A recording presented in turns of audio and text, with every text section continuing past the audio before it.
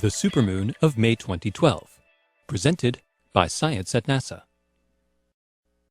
The full moon has a reputation for trouble. It raises high tides, it makes dogs howl, it wakes you up in the middle of the night with beams of moonlight stealing through the drapes. If a moonbeam wakes you up on the night of May 5, 2012, you might want to get out of bed and take a look. This May's full moon is a supermoon, as much as 14% bigger and 30% brighter than other full moons of 2012. The scientific term for the phenomenon is perigee moon. Full moons vary in size because of the oval shape of the moon's orbit. The moon follows an elliptical path around Earth with one side, perigee, about 50,000 kilometers closer than the other, apogee. Full moons that occur on the perigee side of the moon's orbit seem extra big and bright.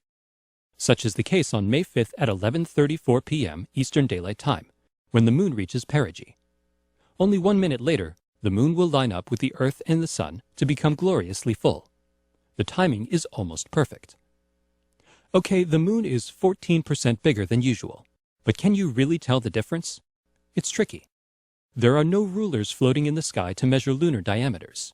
Hanging high overhead with no reference points to provide a sense of scale, one full moon can seem much like any other. The best time to look is when the moon is near the horizon.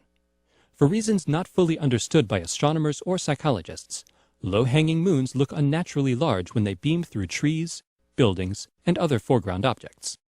On May 5th, this moon illusion will amplify a full moon that's extra big to begin with. The swollen orb rising in the east at sunset will seem super indeed.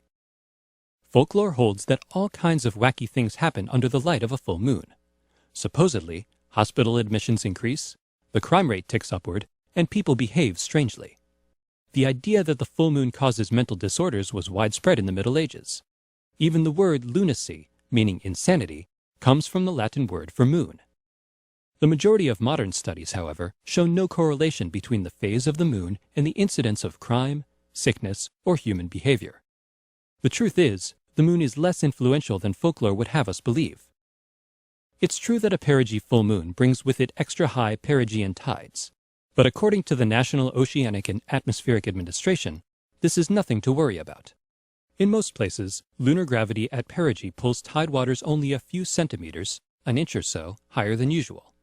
Local geography can amplify the effect to about 15 centimeters, 6 inches. Not exactly a great flood. Super perigee moons are actually fairly common. The moon becomes full within a few hours of its closest approach to Earth, about once a year on average.